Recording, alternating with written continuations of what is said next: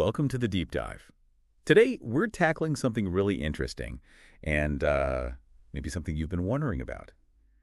Investing in quantum computing. Right.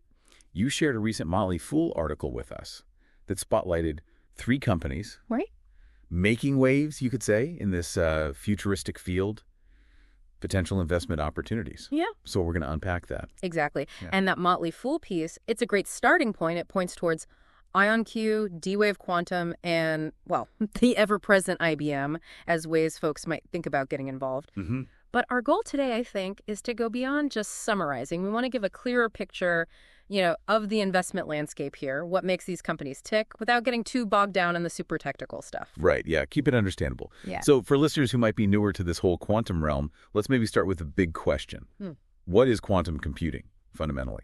And why is it such a hot topic right now? Okay, yep, good place to start. So you know how traditional computers work, right?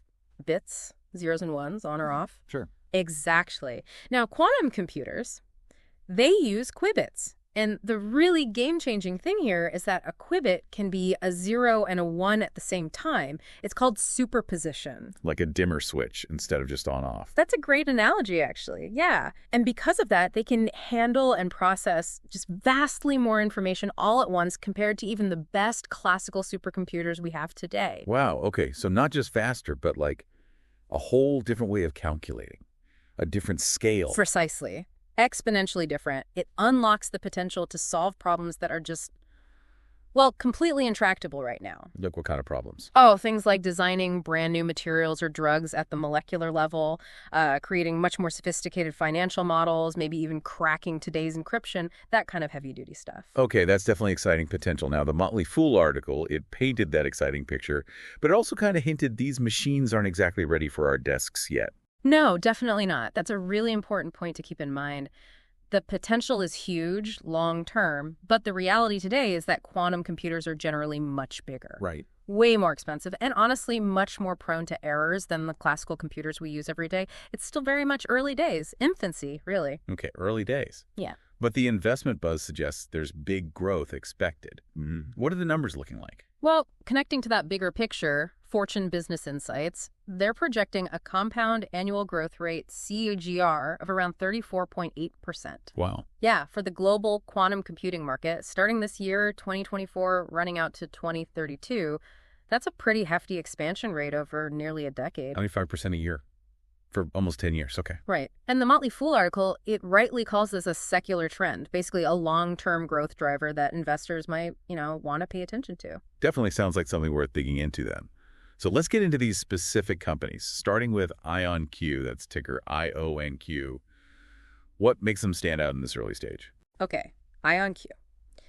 As the article mentioned, their main focus is actually selling quantum computers. They've got 3 main systems right now. Aburia, which is sort of their top-tier tech available now. Okay. Forte, their main commercial one, and Forte Enterprise, which is more for customers who want it on their own premises. On-premise, right. Yeah. And what's interesting, too, is they plan to launch a 4th system, Tempo, they're calling it, later in 2025, aimed at commercial and enterprise. So hardware is core, but what about accessing it? Good point. They also run a cloud platform, Harmony, that lets developers access their systems remotely, start building quantum applications without buying the hardware. So they're thinking about the ecosystem too, not just the box.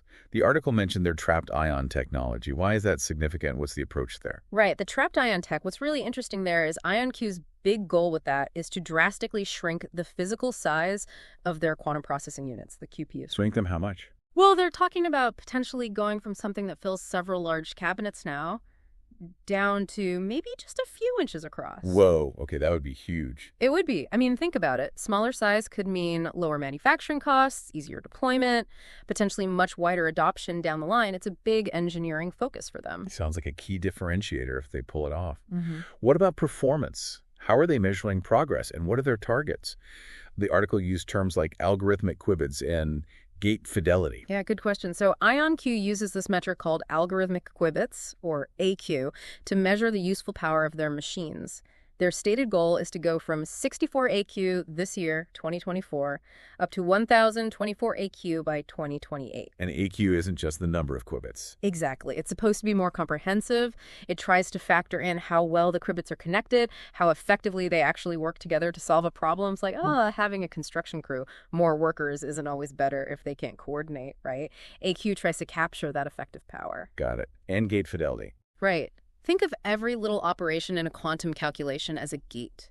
Gate fidelity is just how accurate each of those operations is, how few errors creep in. Okay. They're aiming to improve that from 99.9% in 2024 to 99.95% by 2028. Now, that sounds like a tiny jump. Yeah, it really does. But in quantum computing, even minuscule errors in each step can build up and completely ruin the final answer for a long calculation. So higher fidelity means more reliable results. Really crucial. Makes sense. And who's actually using IonQ's tech right now? Who are their customers? Well, the article points to a pretty significant focus on the U.S. government. Think Air Force Research Lab, other agencies, also major universities. So research-focused, early adopters mostly. Yeah, that seems to be the case. Folks exploring the fundamental capabilities, potential applications. It suggests their tech is getting traction in those circles. Okay, let's switch to the financials. The article noted IonQ's revenue nearly doubled last year. Sounds great. But their net loss is also more than doubled. Sounds less great. How do we square that? Right. Well, that pattern, rapid revenue growth, but also widening losses, it's actually pretty typical for these kinds of high-growth tech companies, especially in really early fields like quantum. Okay. The revenue doubling to about $43 million in 2024, that's definitely positive, shows increasing demand. But the net loss ballooning to over $330 million, that signals massive investment. R&D, scaling up operations, building infrastructure, all that costs a ton upfront. So burning cash to build the future, essentially. What do analysts expect going forward? They're projecting a really significant revenue jump to almost $290 million by 2027. And they also see those net losses starting to narrow, maybe to around $237 million by then. So the market seems to think these big investments will start paying off in the next few years, leading to higher revenue and eventually maybe profitability, but, no guarantees. And the valuation. The article mentioned a $6.2 billion market cap trading at 21 times projected 2027 sales. What does that tell us? Yeah, that valuation, it definitely bakes in a lot of future growth already. The market clearly sees IonQ as a potential leader, loves their tech roadmap. High expectations, then. Very high expectations. It puts a lot of pressure on them to execute perfectly. So it's that classic scenario, right? High growth potential, but also high risk. Potentially high reward, too. Okay, that gives us a good picture of IonQ.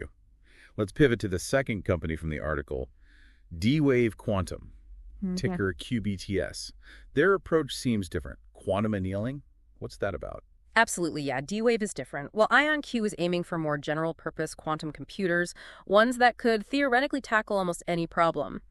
D-Wave specializes in something called quantum annealing. Annealing, okay. Think of it as a more specialized tool. Quantum annealing is particularly good at solving optimization problems. Optimization, like finding the best route or schedule. Exactly that kind of thing.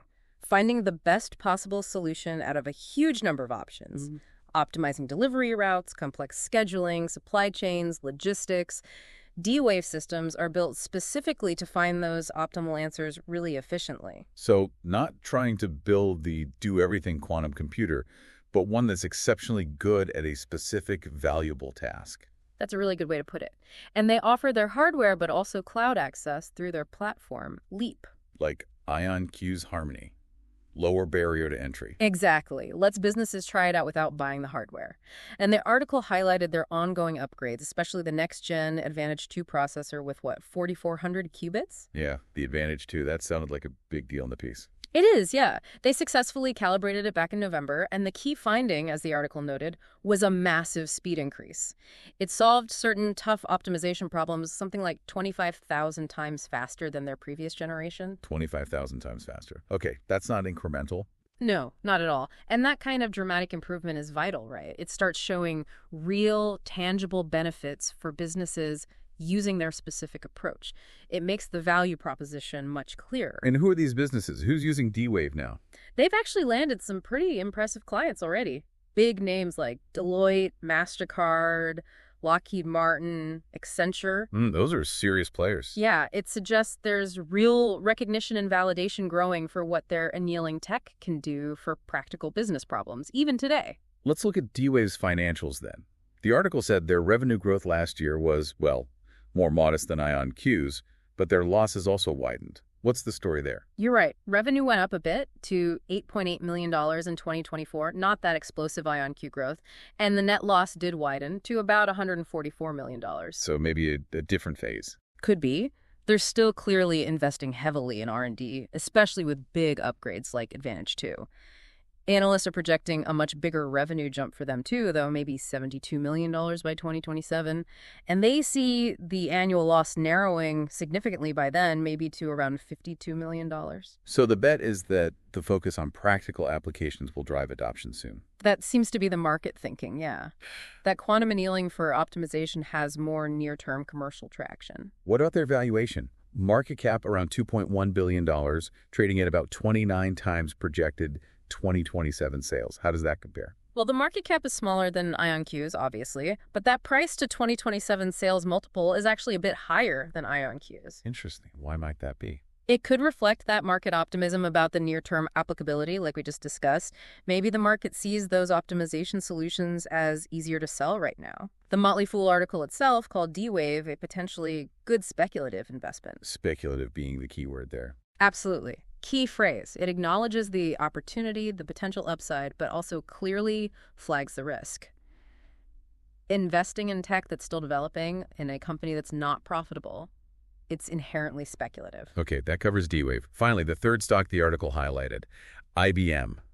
Probably the most familiar name here by far. How does a giant like IBM fit into this quantum picture? Yeah, IBM offers a totally different way to get exposure. Unlike IonQ and D-Wave, quantum isn't their entire business, right? It's a significant piece, sure, but it's part of their much broader cloud ecosystem and R&D efforts. Right, they do everything. Pretty much. And the article rightly points out IBM's actually been a pioneer here. They deployed the world's first cloud-based quantum system way back in 2016. 2016, wow, that feels like ages ago in tech years. Doesn't it? And since then, they've deployed over 80 quantum systems. So for listeners, that long history and sustained investment really signals a deep commitment. They're serious about it. What's their specific tech approach? Yeah. And their qubit ambitions? Well, IBM currently claims its fleet, including processors with over 127 qubits, are among the fastest in the world. Now, fastest can be defined in different ways, but Sure. they're definitely pushing the envelope. And they have this really ambitious long-term roadmap aiming for processors with hundreds of thousands, even eventually over 1 million qubits. Million qubits. Okay, that's But aspirational. highly aspirational, yes. But it shows their focus on scaling the fundamental hardware capabilities, even if qubit count isn't the only thing that matters. Interestingly, the article said IBM doesn't actually break out its quantum revenue separately. What does that imply? Yeah, that's a really important distinction for investors. It tells you that while quantum is clearly strategic and getting huge R&D investment, it's not yet moving the needle significantly on their overall revenue. So it's not driving the bus today. Not today, no. Their near-term growth is much more about their established hybrid cloud and AI businesses. So if you invest in IBM, quantum is more like potential future upside wrapped inside a much larger, diversified tech company. What about IBM's overall financial outlook then, and the valuation? Analysts following IBM are generally projecting pretty steady growth, maybe around 4% revenue growth annually, but stronger earnings per share growth, maybe 18% CAGR from 2024 through 2027. Okay, steady. Yeah. And the stock trades at about 25 times next year's estimated earnings. Plus, it pays a decent dividend, around a 2.8% forward yield. So it looks more like a mature, reasonably valued tech company offering steady, if not explosive growth, plus that income component. So the takeaway for IBM regarding quantum seems to be it's a less direct, maybe less risky way to participate in the field's long-term potential, riding along with their big cloud and AI engines. Exactly. The Motley Fool article put it nicely, perhaps the least stressful way to get some exposure to quantum's potential alongside cloud and AI. It's definitely the more conservative route compared to the pure play companies like IonQ or Deloitte. Okay, so let's try and quickly recap the 3 highlighted stocks for everyone. We've got IonQ, seems like the high growth, maybe higher risk, pure play, very ambitious tech goals. Then D-Wave, focused on more practical, near-term optimization problems using annealing. Still quite speculative, though. Still speculative. And finally, IBM, the established tech giant, offering diversified exposure, likely less volatile. Quantum is part of a bigger picture. That sums it up really well, and it's just crucial to keep repeating. Quantum computing is still a very young, very dynamic market. Absolutely. For potential investors, that means, yes, the rewards could be huge down the line, but the risks are also significant and inherent right now. The tech is evolving, the killer apps aren't fully defined, the competitive landscape could shift dramatically. And as the article kind of implies, the risk-reward profile looks pretty different for each of these three, doesn't it? Oh, definitely. An investment in IonQ or D-Wave today probably carries more risk, but maybe also more potential upside if their specific approach really takes off. IBM is likely lower risk because of its size and diversity, but the quantum-specific returns might be more moderate or at least further out. Ultimately, your own risk tolerance, your investment horizon, your whole strategy, that all has to factor into how you'd even consider these opportunities. Well, this has been a really fascinating deep dive, sparked by that Motley Fool article, into where things stand with investing in quantum computing right now.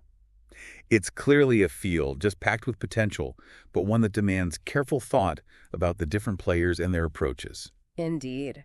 And when you step back, the potential long-term impact goes way beyond just investment tickers, doesn't it? For sure. I mean, think about the transformations across industries, revolutionizing drug discovery, material science, AI, finance.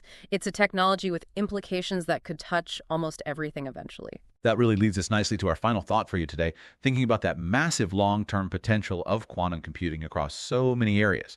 What specific applications or maybe scientific breakthroughs beyond just the investment side we talked about do you personally find the most compelling or potentially world-changing? Definitely something profound to mull over as this incredible technology keeps developing. Thanks for joining us for this deep dive.